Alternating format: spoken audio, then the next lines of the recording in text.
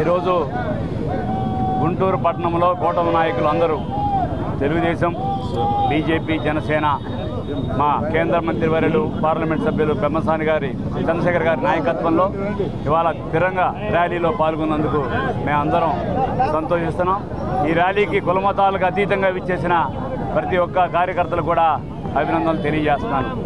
మనందరికీ తెలుసు, ఈ ప్రపంచంలోనే భారతదేశం అంటే ఒక ధైర్య సాహసాలకి పుట్టినిల్లు. మనం చూసామన్న ఈ యొక్క త్రివిధ దళాలు ఏ విధంగా పోరాడినాయో టెర్రరిజం మీద మనందరం చూసాం. ముఖ్యంగా ఈ యొక్క త్రివిధ దళాలు ఉన్న సైనికులందరూ కూడా ఈ యొక్క విజయస్ఫూర్తి అందించేందుకు దేశ ప్రజల తరఫున మేమందరం కూడా ధన్యవాదాలు తెలియజేస్తున్నాం.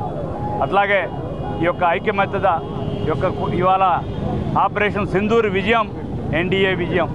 ఈ యొక్క ఎన్డీఏ విజయాన్ని ప్రజలందరూ కూడా హర్షిస్తున్నారు. తప్పకుండా ఈ యొక్క దేశ ప్రజలు మోడీ గారు ఎంట ఉంటారని చెప్పి ఆశిస్తున్నాను. అట్లాగే ఈ యొక్క యుద్ధంలో చనిపోయిన అమర్ జవాన్లు అందరూ కూడా వారి యొక్క ఆత్మ శాంతించాలని ఈ అవకాశం కల్పించిన ప్రతి ఒక్కరు కూడా ధన్యవాదాలు తెలియజేస్తాను. జై హింద్.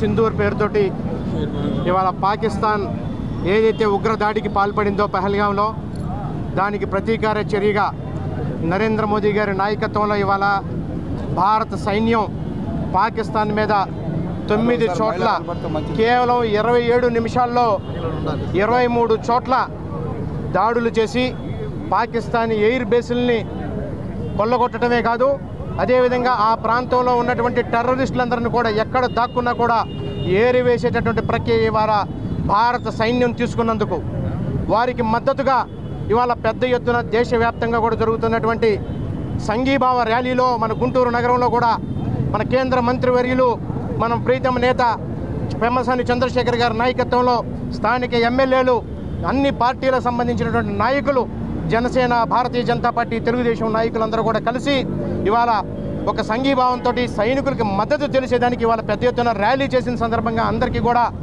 ధన్యవాదాలు తెలియజేస్తూ, అదేవిధంగా ఎవరైతే ప్రాణాలు కోల్పోయారో వారి కుటుంబాలందరికీ కూడా మా యొక్క ప్రగాఢమైనటువంటి సానుభూతిని కూడా తెలియజేస్తూ సెలవు తీసుకుంటా ఉన్నాను. భారత్ మాతాకి.